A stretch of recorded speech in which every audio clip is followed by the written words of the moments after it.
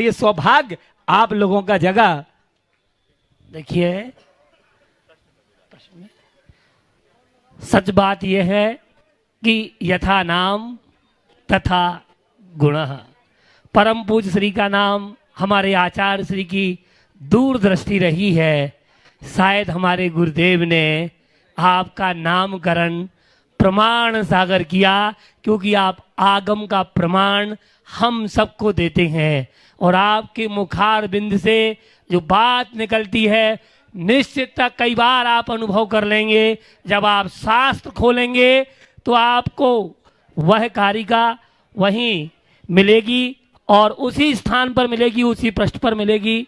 और मैं निवेदन करूंगा सुनीता दीदी जी से कि आप, और पदम भैया से कि आप अपनी जिज्ञासा और अपनी शंका रखें। गुरुवर के चरणों में नमोस्तु नमोस्तु नमोस्तु। सभी मुनिराजों के चरणों में नमोस्तु नमोस्तु नमोस्तु। सभी छुल्लक जी महाराज के चरणों में इच्छा में।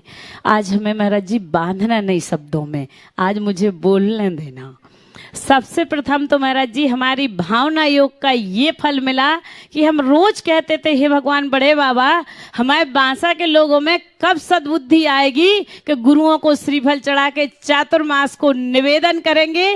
आज हमें शुभ अवसर मिला कि मुनि श्री विमल सागर महाराज जी की इन लोगों को समागम मिला, और उस समागम का आज हमें पहला इतिहास बना कि इतने लोग एक साथ आगवानी में गए। ये बहुत बड़ी बात है। लेकिन महाराज जी हमारा एक और मन है, आप हमारी सुनते नहीं हैं लेकिन हम सुना तो देंगे।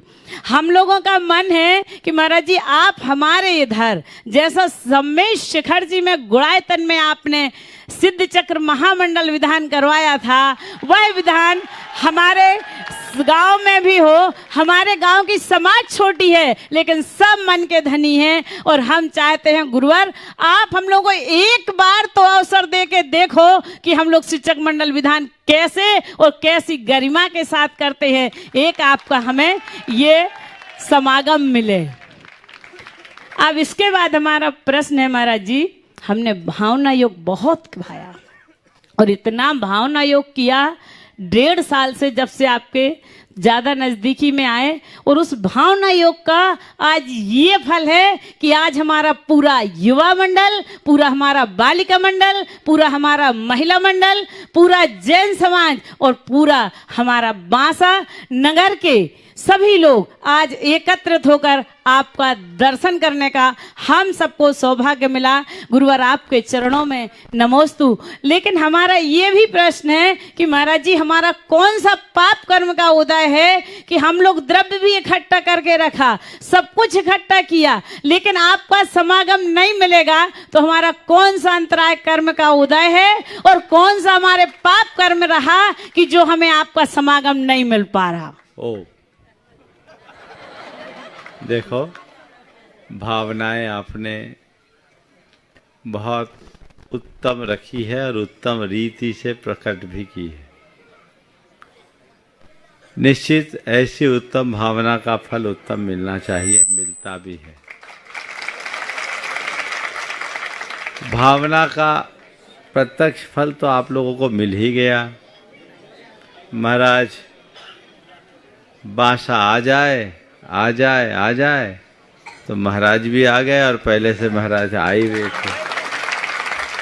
बांसा वालों की एक बड़ी शिकायत थी, 2020 में कोविड के दौर में हम बाहर निकल गए थे। आप लोग बहुत दुखी थे, बहुत। आज ब्याज समेत मिल गया ना, तो ये फायदा तो हुआ ना। अब आप लोग होशियार हो। हाँ, महाराज कह रहे ब्याज में विधान मांग रहे, मैं दूसरी बात कह रहा हूँ। आप लोग बहुत होशियार हो, उंगली पकड़कर कोचा पकड़ते हो। आप लोगों ने विधान की भावना रखी है, बहुत उत्तम है, पर पता है इतनी भीषण गर्मी में विधान की अनुकूलताएं अभी कहाँ है। सिद्ध चक्र विधान बड़ी लंबी लंबी आराधना होती, फिर भी आप लोगों की भावना है, तो महाराज तो अभी आप लोगों के बीच है ही ना। आपके साथ करना है, महाराजों को भी आपके साथ करना है। हाँ, और देखो भावना भाव क्या होता है, देखेंगे। आशीर्वाद।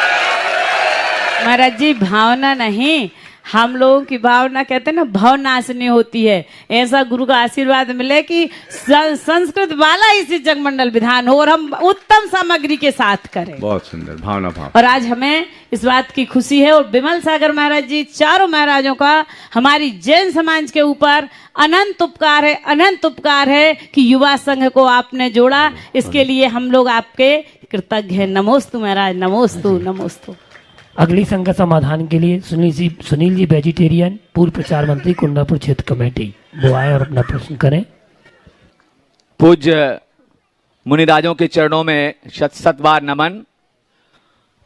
महाराज श्री, हमें गर्व है कि हमारे देश के प्रधानमंत्री शाकाहारी हैं और अभी जो G20 सम्मेलन हुआ था उसमें पूरे दुनिया के महान बड़े बड़े राष्ट्राध्यक्षों को भी शाकाहार परोसा गया था, जिससे सारे विश्व में शाकाहार की प्रभावना हुई थी।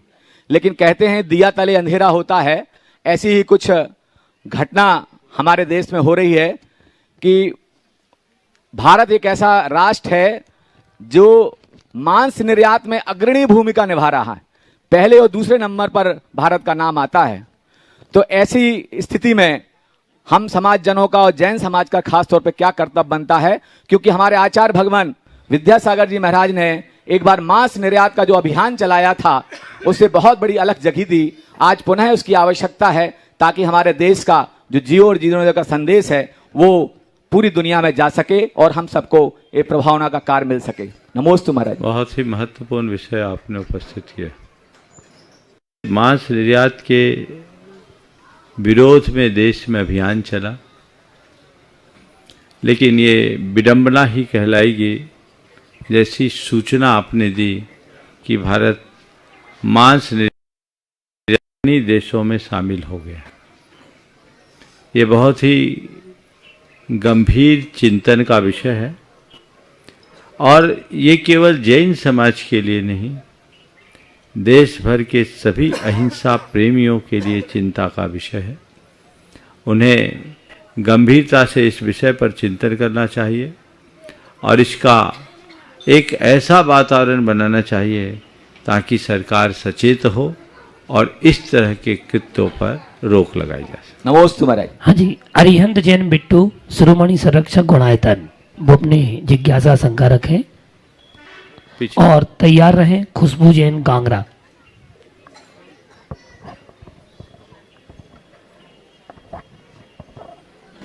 महाराज श्री के चरणों में त्रिबार नमोस्तु, नमोस्तु, नमोस्तु। मंच पे विराजमान बाकी सारे महाराज जी के चरणों में भी नमोस्तु एवं सबक सभी क्षुल्लक महाराज जी के चरणों में इच्छामि। महाराज श्री, इंसान का स्वभाव सामने वाले व्यक्ति की पोजीशन के ऊपर निर्भर करता है, ऐसा आजकल अक्सर देखने में आ रहा है। तो महाराज श्री, मेरा सवाल आपसे ये है कि वास्तव में इंसान का स्वभाव कैसा होना चाहिए, कृपया मार्गदर्शन कीजिए। वाक्य को थोड़ा संशोधित कर लिया जाए तो ज़्यादा अच्छा है। इंसान का स्वभाव सामने वाले की पोजीशन को देखकर नहीं, इंसान का बर्ताव सामने वाले के होता है, बर्ताव बाहर दिखता है। तो आजकल हर कोई अपना बर्ताव बड़े हिसाब से करते हैं। मैं आप सबसे ये कहूँगा कि हमारा भाव निर्मल हो और बर्ताव पवित्र बने, ये प्रयास होना चाहिए।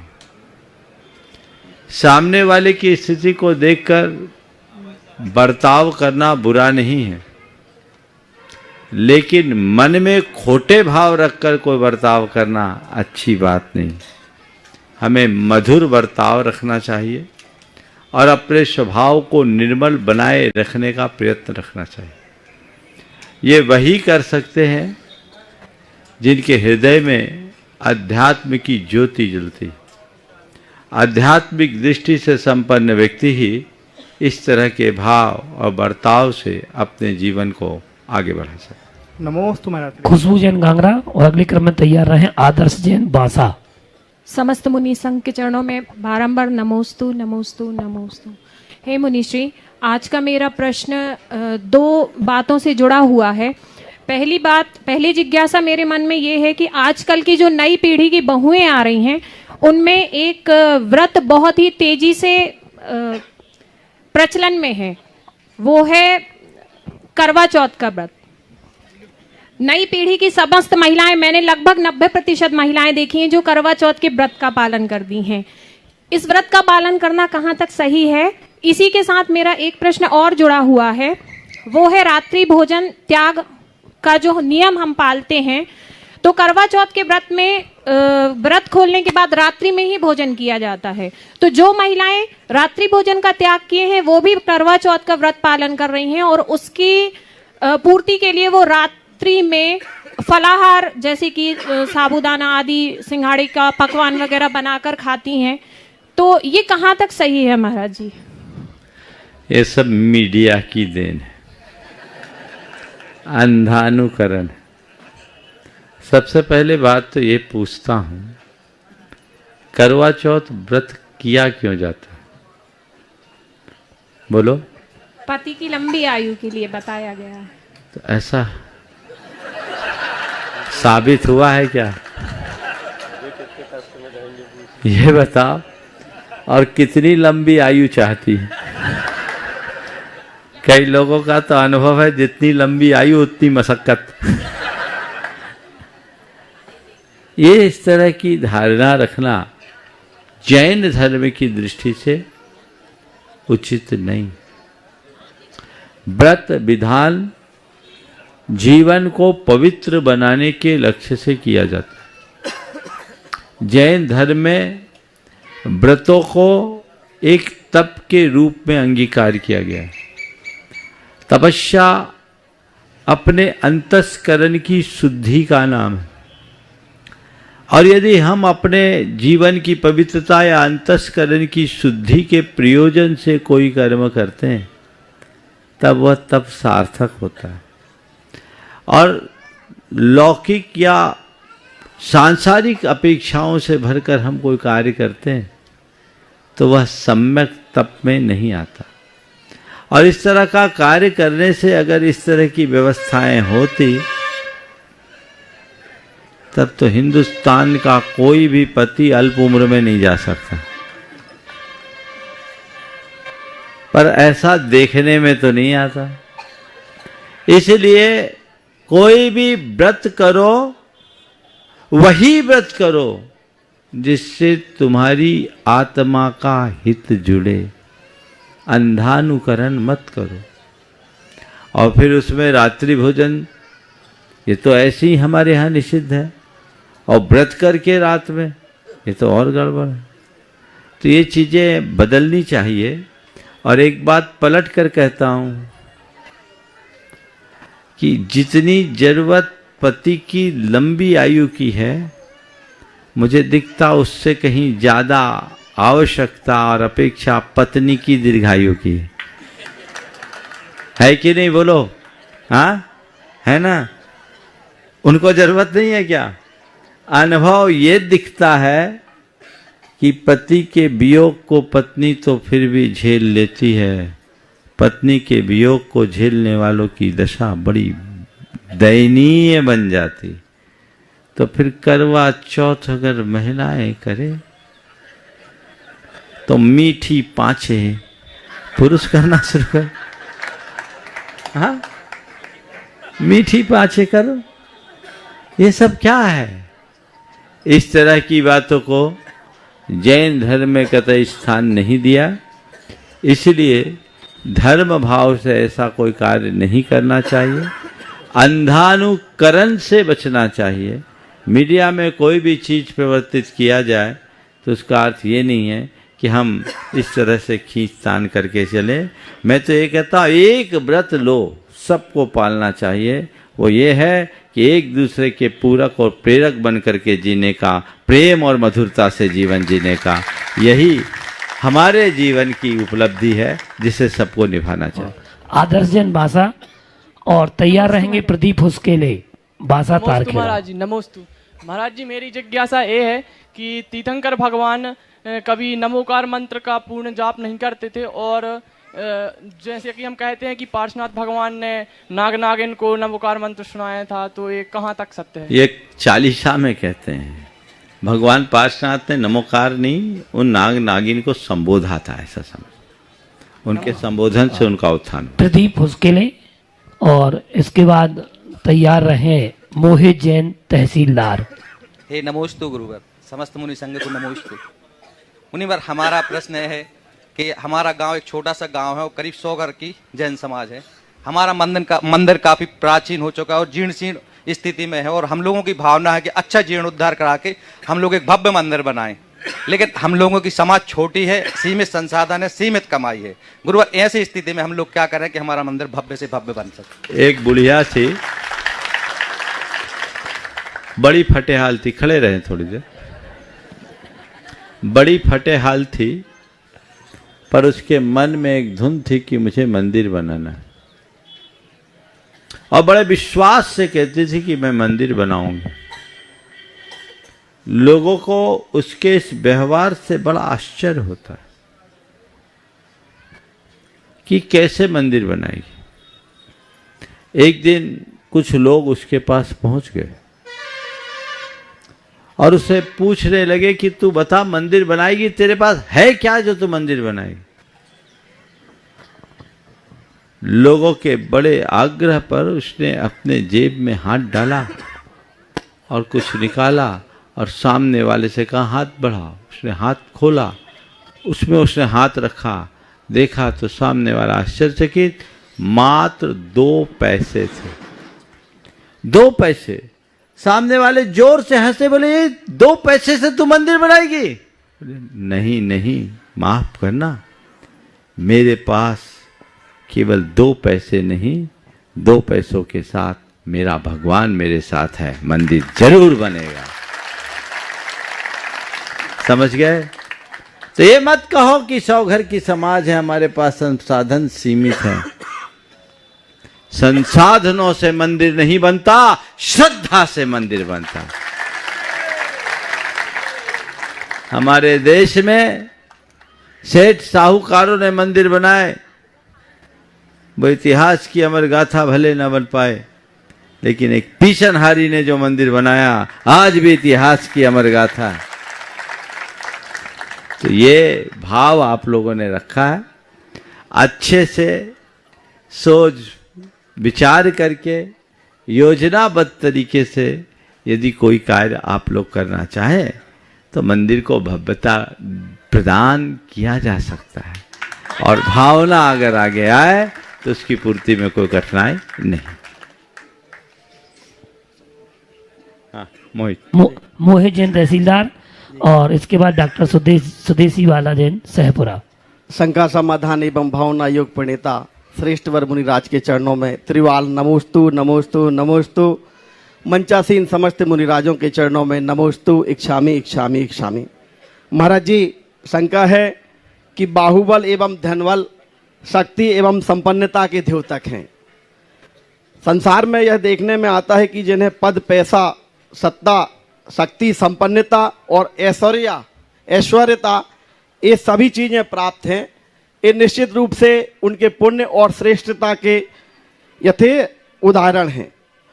परंतु जिन लोगों को ये प्राप्त हैं, क्या उन लोगों को सामने वाले को तुच्छ और हीन समझना चाहिए? लोक व्यवहार में यह प्राय देखने में आता है। कृपया समाधान करने का निवेदन। बहुत अच्छा सवाल आपने किया। शक्ति, संपन्नता और ऐश्वर्य निश्चित शुभ संयोगों का प्रतिफल माना जाता है, लेकिन इनके अभिमान में किसी का तिरस्कार करना घोर अमानवीय कृत्य है। सच्चे अर्थों में जो शक्ति, संपन्नता और ऐश्वर्य से संपन्न है, उन्हें इन सब के साथ श्रद्धा से भी संपन्न होना चाहिए। श्रद्धा से संपन्न होने के बाद शक्ति, संपन्नता और ऐश्वर्य हमारे जीवन की श्री वृद्धि करता है, और श्रद्धा के अभाव में अहंकार प्रकट होने से वो हमारे जीवन को तहस नहस कर देता है। उदाहरण के लिए 2 नाम मैं रखूंगा। हमारे यहाँ भरत चक्रवर्ती भी हुए और रावण भी हुआ। दोनों के पास वैभव, ऐश्वर्य और सत्ता रही। भरत चक्रवर्ती ने उनका प्रयोग सोना पाया तो सोने का मंदिर बनाया, और रावण सोना पाया तो सोने की लंका बनाई। परिणाम सामने है। भरत चक्रवर्ती के द्वारा बनाए गए सोने के मंदिर आज भी सुरक्षित है और उसके कारण इस देश का नाम भारत पड़ गया। लेकिन रावण की सोने की लंका की ईंट से ईंट बज गई, जलकर खाक बन गई। तो मैं सभी से कहूंगा, भरत को आदर्श बनाओ, रावण का अनुकरण करने की भूल कभी मत कर। नमोस्तु नमोस्तु नमोस्तु। डॉक्टर सुदेश बालाजन, इसके बाद संतोषी जैन भारती।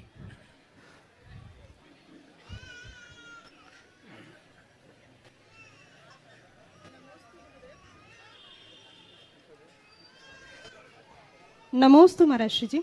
महर्षि जी, आज आहारचर्या में आप मुस्कुरा रहे थे, भीड़ बहुत थी, लेकिन मेरा ये प्रश्न ये है कि महर्षि जी, बैयावृत्ति में जो आहार दान देना चाहिए, लोग भक्तिवशात लापरवाही करते हैं, तो हम श्रावकों को कैसी विधि विधान से आहार देना चाहिए, जबकि बिहार चल रहा है, गर्मी का दिन है और अंतराय हो रहे हैं? देखिए, आहार के संदर्भ में आपने अच्छा प्रसंग छेड़ा है। मैं आप लोगों के ध्यान को आकृष्ट करना चाहूँगा। आहार दान एक अच्छी क्रिया है, लेकिन आहार दान के संदर्भ में ये भ्रम रखना कि हम 1 ग्रास दे देंगे तभी हमारा सब कुछ होगा, गलत बात। आपको आहार देने के समय ये देखना चाहिए कि हम जिनको आहार दे रहे हैं उन्हें 24 घंटे में एक ही बार आहार पानी लेना है और अपनी पूरी दिनचर्या चलानी है। तो हमारे द्वारा दिया गया आहार उनकी चर्या में सहायक बने, बाधक नहीं। यदि हम बाधक बना लेते हैं तो मामला गड़बड़ है। तो आपको साधक बनना है, बाधक नहीं। आप थोड़ा सोचो, इतनी धक्का मुक्की और भीड़ भाड़ के बीच आपसे कहे कोई कि खाओ, खा पाओगे? अब हमें तो मुस्कुराना पड़ता है, गुस्सा तो कर भी नहीं सकते। लेकिन सोचिए, लेकिन एक बात पर आज मेरा ध्यान गया। आप लोगों की बड़ी भक्ति भावना होती है, आहार देने के लिए लोग उमड़ते हैं, और हम लोग आप लोगों की भावनाओं का सम्मान करते हुए एक एक दाना लेकर के भी पूरा कर देते हैं। एक एक दाना लेकर के आप लोग संतुष्ट भी हो जाते हैं, पंक्तिबद्ध आते हैं। लेकिन मुझे लगा कि इस पर विचार होना चाहिए। कहीं ना कहीं ये अप्रभावना का भी कारण बन सकता है। एक मुनि आहार ले रहे हैं और आप सैकड़ों लोग उनको आहार देने के लिए जा रहे हैं। भले 1 ग्रास में 4 आदमी हाथ लगा कर दे रहे हैं, लेकिन दुनिया को देखकर क्या लगेगा, बाबा कितना खाता है। ये गलत संदेश जाता है। और ऐसा एक बार हुआ, मैं सम्मेद शिखर की वंदना करके लौट रहा था। संधान सागर जी उस समय ब्रह्मचारी रोहित थे, मेरे साथ थे। नीचे उतर रहा था, एक झोपड़ी में कुछ लोग बैठे बैठे बात कर रहे थे और उनके 2 वाक हमारे कान में आए। उसमें कहा, एक महाराज 4 किलो लौकी खाता है। हमने कहा ये क्या हो गया? अब उसमें उसकी गलती नहीं। गलती क्या, आप लोग जब चोखा लगाते हो, बाजार में जाते हो चीजें खरीदने के लिए, तो सामने वाले से बोलते हो महाराज का चोखा लगा रहे, अच्छी चीज दो। अब आप वो क्या सोचेगा भला आदमी, ये तो सब महाराज खाएगा। अब ये नहीं मालूम कि उस एक चौके में 50-100 आदमी भोजन करने वाला है। लेकिन आपकी ये चूक बड़ी बड़ी गड़बड़ियां कर देती। तो इसलिए आहार दान में भी अनुमोदना पर बल देना चाहिए। और हमने तो आज ये निर्णय ले लिया है, कल से बाहर वालों से आहार में लूंगा भी नहीं, भीड़ मत करना। आपकी अब नहीं बाबा, अब बहुत अव्यवस्था है। आप बाहर से अनुमोदना करो, देखने का अवसर मिलेगा, पूर्ण लाभ मिलेगा। इसलिए बिल्कुल आग्रह मत करना, व्यवस्थाएं वैसे होगी। महाराज लोग स्वतंत्र हैं, मैं अपनी बात बोल रहा, लेकिन महाराज तो बोल रहे हैं आप कल करोगे, हमने आज से ही चालू कर दिया। वो एक कदम हमसे आगे है, पीछे नहीं है। लेकिन ये बात हाँ थोड़ा हम लोग लेते हैं, लेकिन ये अव्यवस्था में अतिरेक ना हो, ये आपकी जिम्मेदारी है। कहीं कोई गलत संदेश नहीं जाना चाहिए, ये हमारी समझदारी। हाँ बोलो। श्री संतोष जी भारती, इसके बाद अतिशय छेद पटेरिया जी, गड़ाकोटा कमेटी। परम पूज्य 108 मुनिवर प्रमाण सागर जी एवं समस्त मुनि संघ को त्रिवार नमोस्तु नमोस्तु नमोस्तु। मुनिवर, आज सुबह ने आपने आज्ञा दी थी, पंडित महेंद्र कुमार जी द्वारा रचित तत्वार्थवार्थ का पुस्तक मिल गई है, मैं लेके आपको भेंट करने के लिए आया हूँ। और आज मेरी जो जिज्ञासा है, मेरी विनती है, उसको थोड़ा विस्तार से समझा सके, क्योंकि वो समस्त यहाँ जितने श्रावक बैठे हैं उनको भी जिज्ञासा ऐसी हो सकती है। वो जिज्ञासा ये है मुनिवर कि क्या एक मुनि की, जैन मुनि की वैयावृत्ति इतनी पुण्यदायक हो सकती है कि उसे तीर्थंकर प्रकृति का बंध हो जाए? जो जिन शास्त्रों में पढ़ने में आया कि कृष्ण नामक जीव को, जिन्हें लोग कृष्ण भगवान सांसारिक जीवन में कहते हैं, उन्होंने एक मुनि की वैयावृत्ति की और उनको तीर्थंकर प्रकृति का बंध हुआ। लेकिन इसके साथ साथ ये जिज्ञासा आगे बढ़ रही है कि अगर उनको तीर्थंकर प्रकृति का बंध हुआ, अभी मोक्ष तो हुआ नहीं, लेकिन नरक गति का बंध कैसे हुआ? परस्पर दो ऐसी एक प्रकृति बंध, देखिए ऐसा है, और गति बंध। ओम ओम। देखिए वैयावृत्ति कोई साधारण कर्म नहीं, उत्तम तप है। हमारे यहाँ कहा जाता है, निस्दिन बैया वृत्ति करैया, सो नीचे भव तीर तरैया। बैयावृत्ति सेवा का भाव है, और सेवा कोई साधारण कर्म नहीं। जब तक अंतरंग में समर्पण और श्रद्धा प्रकट नहीं होती, सेवा नहीं। श्री कृष्ण एक महापुरुष रहे और उन्होंने इस धर्म को अपने साथ बहुत अच्छे से आत्मसात किया। उन्होंने एक मुनि की प्राणों की रक्षा की, उनकी चिकित्सा कराई। किसी साधारण व्यक्ति की प्राणों की रक्षा को भी महापुण्य का कारण माना जाता है, पर किसी तपस्वी या महानिर्गंथ की रक्षा तो और अधिक पुण्य के बंध का कारण है।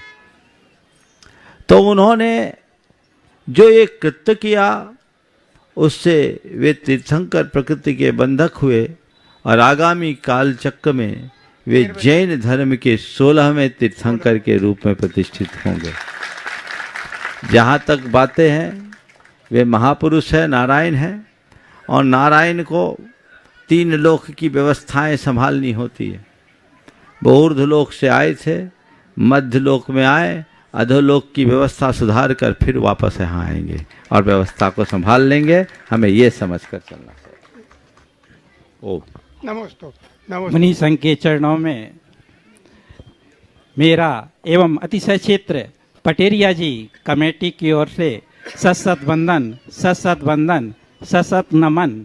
मंचासीन सभी मुनि राजों के चरणों में सवाल करो जल्दी। एवं मुनि संघ के चरणों में सत नमन, सत नमन, सत नमन। प्रश्न मुनि श्री, आज हम सब मनोकामना पूरी करने वाले त्रिफणी पार्श्वनाथ भगवान की नगरी गड़ाकोटा से आप सबसे पूरे मुनि संघ से निवेदन करने आए हैं कि हम सबके लिए आप सबकी ग्रीष्मकालीन वाचना मिले, लंबा प्रवास मिले, ऐसा हम सब निवेदन करते हैं। अनुराग जी सोधिया। आज का जो हमारा प्रश्न है महाराज जी, मुनि श्री आप असीमित ऊर्जा से भरे हुए हैं, हम सब भी अपना जीवन सुंदर बनाएं, इसके लिए हम कैसे आध्यात्मिक शक्ति प्राप्त करें, मार्गदर्शन दीजिए। जीवन को सुंदर बनाने के लिए कुछ नहीं करना, असुंदर काम करना बंद कर दो। अगर हमने असुंदर काम करना बंद कर दिया तो हमारा जीवन अपने आप सुंदर हो जाएगा। हम बात सुंदर बनाने की करते हैं, पर थोड़ा अपने अंदर झांक कर देखें, हमारा सारा समय और शक्ति असुंदर कार्यों में खप जाता है। जब तक हम ऐसी स्थिति में रहेंगे, उल्टी गंगा बहती रहेगी, हम अपने जीवन को आगे नहीं बढ़ा सकेंगे। अनुराग जी सोधिया। आप पीछे अनुराग जी सोधिया दे दो। और इसके बाद तैयार रहेंगी श्रीमती अर्चना शाह बांसा। दीजिए माइक, दीजिए पीछे। हाँ माइक देते हैं पीछे भैया। मुनि संघ के चरणों में बारंबार नमोस्तु। गड़ाकोटा सकल दिगंबर जैन समाज की ओर से ग्रीष्मकालीन वाचना का निवेदन भी है और साथ में प्रश्न भी है। आचार्य श्री के जाने के बाद महाराज श्री बहुत सूना सूना लगता है और ऐसा लगता है कि बिना बताए ही चले गए, क्योंकि किंवदंती है कि आनियत बिहारी थे और आनियत बिहार किया, लेकिन हम लोग वहां पर उस समय नहीं पहुंच पाए।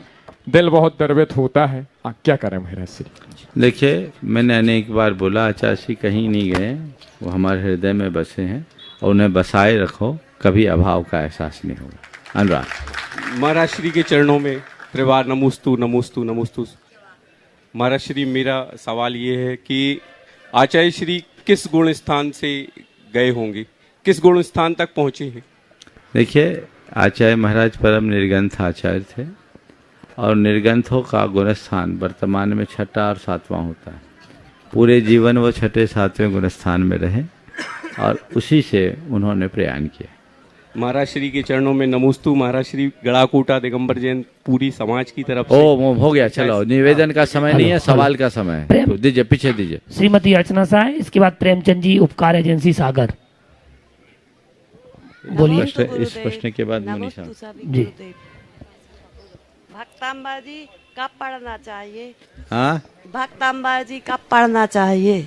भक्तामर जी कब पढ़ना चाहिए? रात में पढ़ सकते हैं। भक्तामर जी, घर में ओम सुन लिया। भक्तामर जी कब पढ़ना चाहिए, कैसे पढ़ना चाहिए, आपके प्रश्न का सार ये है।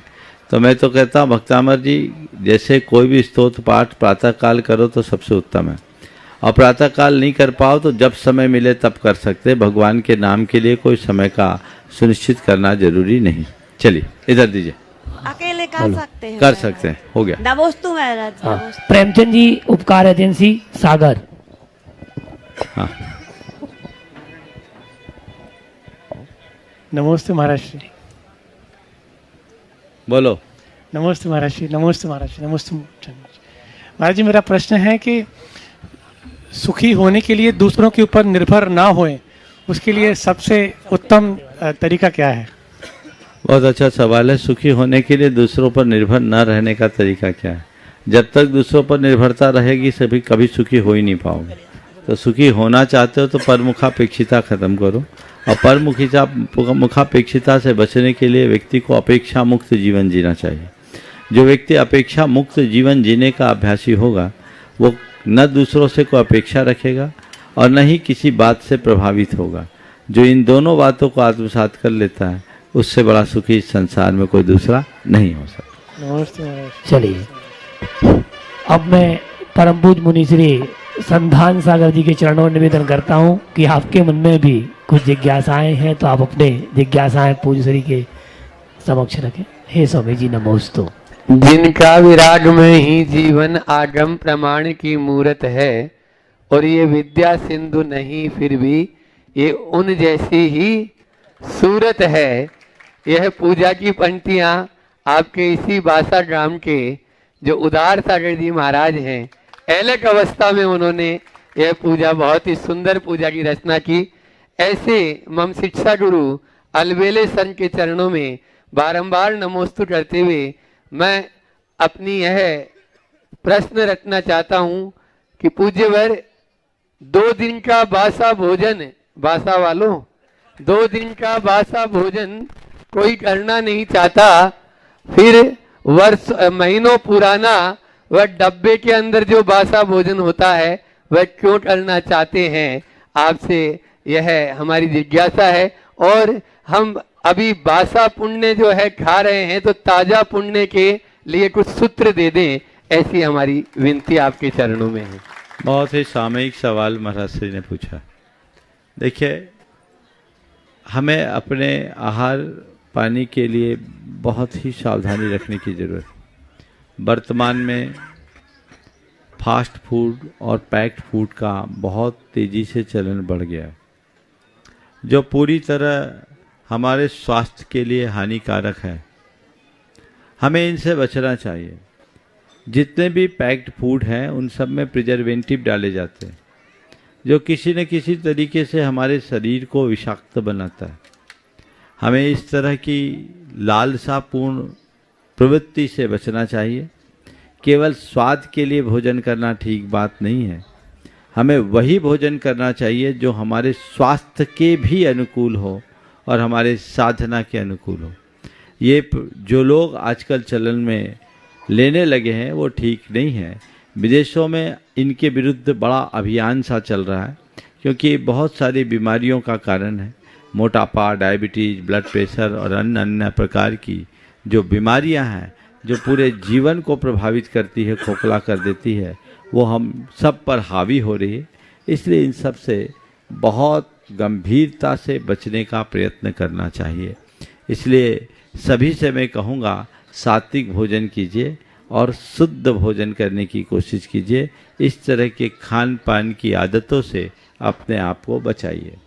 दूसरा सवाल जो आपने कहा है, ताज़ा पुण्य एकत्रित करने के लिए कुछ सूत्र दे दें। हमारे आचार्यों ने 4 सूत्र दिए हैं जो आपको रोज तरोताज करने वाले हैं, जो ताज़ा पुण्य के आधार हैं। पुण्यम जिनेन्द्र परिपूजन साध्य माध्यम, पुण्यम सुपात्रगत दान समुत्थ मन्नत, पुण्यम व्रतानुचरणा दुपवास योगात, पुण्यार्थिना सतत पुण्य समार्जनीयम।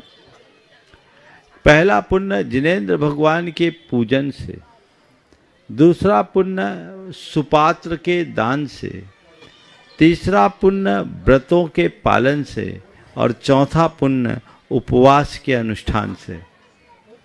ये 4 प्रकार से आप सातिशय पुण्य के भागी बन सकते हैं।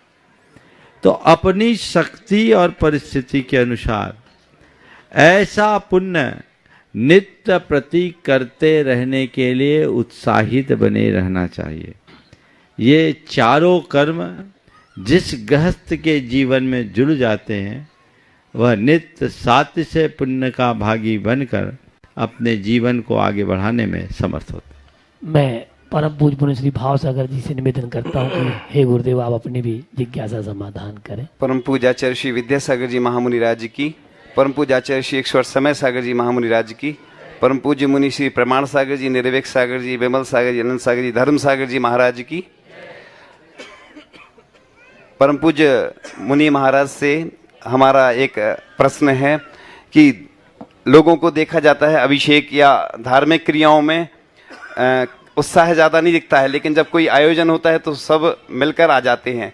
लेकिन कई कई मंदिर में ऐसा देखा जाता है कि 24 ही विराजमान है, लेकिन अभिषेक करने वाला कोई नहीं रहता है। तो इसके लिए ऐसा क्या किया जाए कि पंचम काल के अंत तक जो धर्म है वह चलता रहे? मेरी सलाह है कि ऐसी स्थिति को ठीक करने के लिए समय समय पर धार्मिक आयोजन करते रहना चाहिए, क्योंकि अनुभव ये बताता है प्रत्येक धार्मिक आयोजन के बाद कुछ नए ग्राहक जुड़ जाते हैं, कुछ की बैटरी चार्ज हो जाती है और वो चार्ज होते रहे तो जीवंतता बनती है। धार्मिक आयोजनों का यही सुलाभ है और यही प्रयोजन भी। इसलिए जब हम लोग समय समय पर ऐसे कार्यक्रम में सहभागिता देते हैं तो भावनाएं बदलती है, अपने आप को तरोताज बनाना चाहिए। मैं परम पूज मुनि श्री अनंत सागर जी के चरणों में निवेदन करता हूँ कि आप बहुत टाइम है अपने शंका रखें, प्रश्न रखें। हे गुरुदेव। महाराज श्री को नमोस्तु।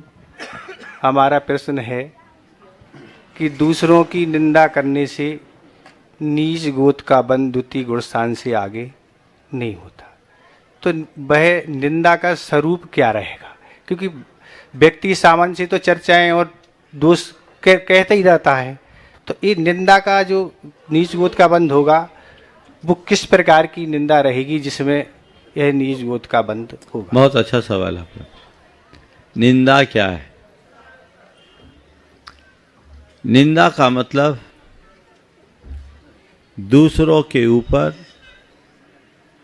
मिथ्या दोषारोपण करना।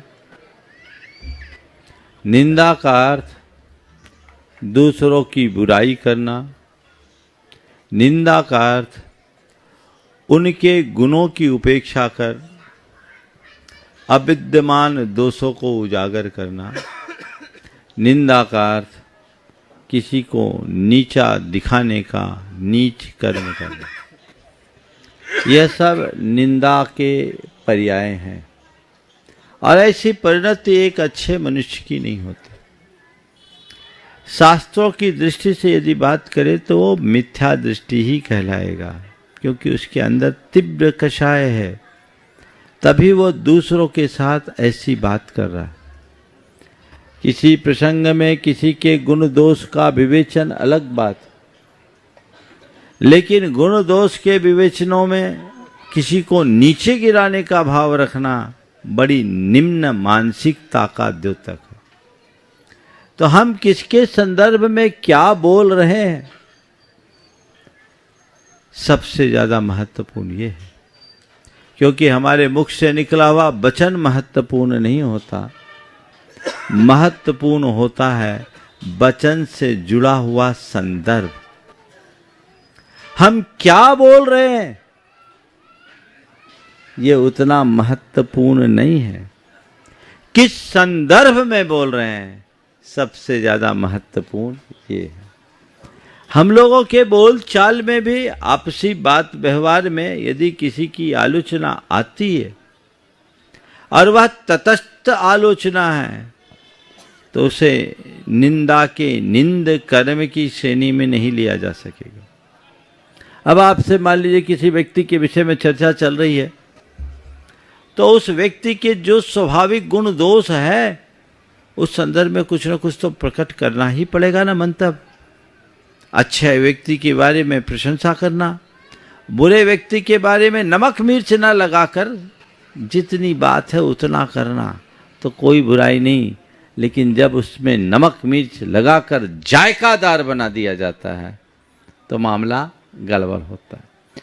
तो हमारा अभिप्राय क्या है, उद्देश्य क्या है, सब बातें उस पर निर्भर करती है जो निम्न मानसिकता से भरकर दूसरों का अपवाद करना चाहते हैं या अभिभाव करना चाहते हैं, वो निंदा जैसे निंद कर्म के भागी बनते हैं और ऐसा कर्म उनके जीवन का पतन कराता है।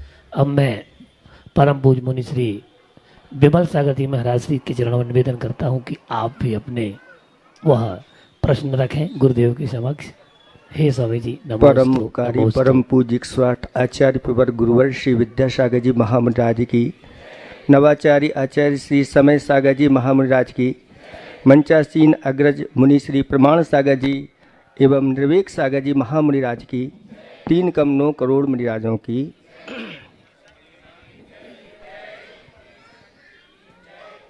आज बांसा की नगरी बहुत आनंदित है। महाराज श्री ये लोग खाना पीना भी खुशी में सब कुछ भूल गए हैं और अंदर से इनके यही है कि कब वो क्षण आए जब ऐसे बांसा में ये जिज्ञासा समाधान, शंका समाधान हमारे यहाँ हो। ऐसे ये महामुनिराज आपके पुण्य से आ गए हैं, इनके बारे में क्या कहें। मुनियों में महान हैं ये, आगम प्रमाण हैं ये,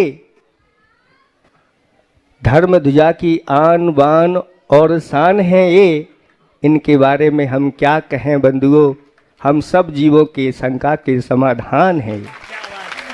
बोलिए बिमल सागर महाराज की। लेकिन मुनिराज तो आ गए, जितनी खुशी आप को हो रही है उससे कई गुनी हम मुनि संघ के लिए खुश हैं, क्योंकि दूसरी बार खुरई के बाद अब महाराज श्री की आगवानी का अवसर हम लोगों के लिए मिला है और आप लोगों को ये क्षण मिले हैं, तो आप ऐसे मुनिराज के लिए दे क्या रहे हैं? आप भा रहे हैं भावना कि महाराज श्री यहाँ पर रुके, और हम भी भा रहे हैं कि महाराज श्री, इन लोगों की भावना है कि एक सिद्ध चक्र विधान की आराधना आपके सानिध्य में हो जाए, और ये सब कुछ करने के लिए भी तैयार हैं। लेकिन बासा वालों से हमारा कहना है कि कुछ जीव ऐसे भी बैठे हुए हैं जो अपने जीवन को मंगलमय ना बना करके अमंगलमय बना रहे हैं। हमने कुछ पंक्तियां पढ़ी थीं, मंगलाचरण तो सभी करते हैं, लेकिन वो अमंगलाचरण था, अमंगलम गुटखा खाद्यम, अमंगलम गुटखा खाद्यम, अमंगलम गुटखा खाद्यम, अमंगलम मद्य पानकम, अमंगलम धूम्रपानम च, अमंगलम सर्व दुर्विष्णम। कहा है कि ये सारी चीज़ें हमारे जीवन में अमंगल को करने वाली हैं। जैन और जैनेतर लोग सब यहाँ पर बैठे हुए हैं, और ऐसे ग्रंथों में भी लिखा है कि जो ऐसे नशे का सेवन करते हैं वह दुर्गति के पात्र होते हैं। महाराज श्री से हमारा यही प्रश्न है कि आज यहाँ पर कुछ ऐसे भी हैं जो अपने जीवन को अमंगल कर रहे हैं, इनके जीवन में मंगलमय आए और ये आज इन सब का त्याग करें, ऐसा उपदेश दे करके हम सबको कृतार्थ करें। मुनि श्री महाराज श्री ने बहुत ही करुणा बुद्धि से आप सबके भाव रखे। आज एक लंबे अंतराल के बाद ऐसे कुंडलपुर में तो हम लोग भी मिले ही थे, लेकिन 4 वर्ष पूर्व खुरई में हम सबका मिलना हुआ था। आज पुनः यहाँ हम लोग एक साथ इस मंच पर एकत्रित हुए हैं। निश्चित ऐसे मौके सबके हृदय को प्रसन्नता प्रदान करते हैं। आप लोगों ने जो विधान की भावना रखी है, ये तो बहुत दिनों से कह रहे हैं, लेकिन आप सबको पता है अभी तो हम लोग निकले ही हैं। महाराज भी जानते हैं सबकी मंजिल दूर है।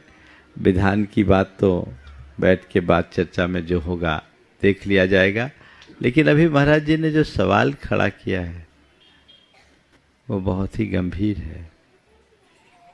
हम सानिध्य चाहते हैं, पर सबसे अहम सवाल है सानिध्य किस लिए चाहते हैं।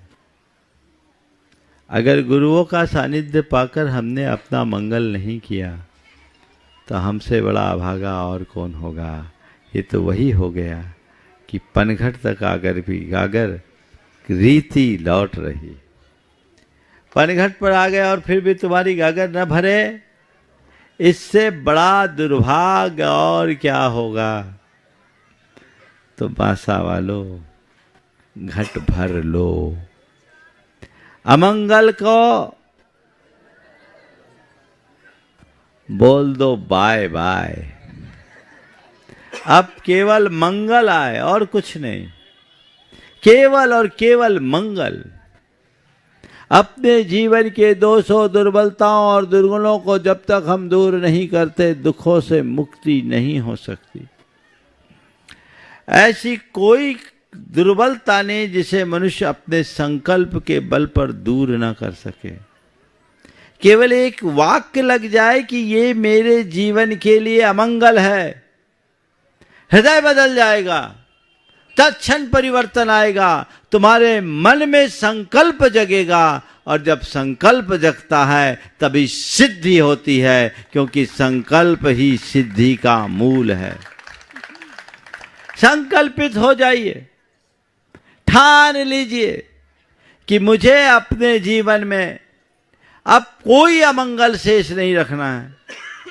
अपने जीवन का केवल मंगल मंगल ही करना है। इन दुर्व्यसनों से मुक्ति पाना है।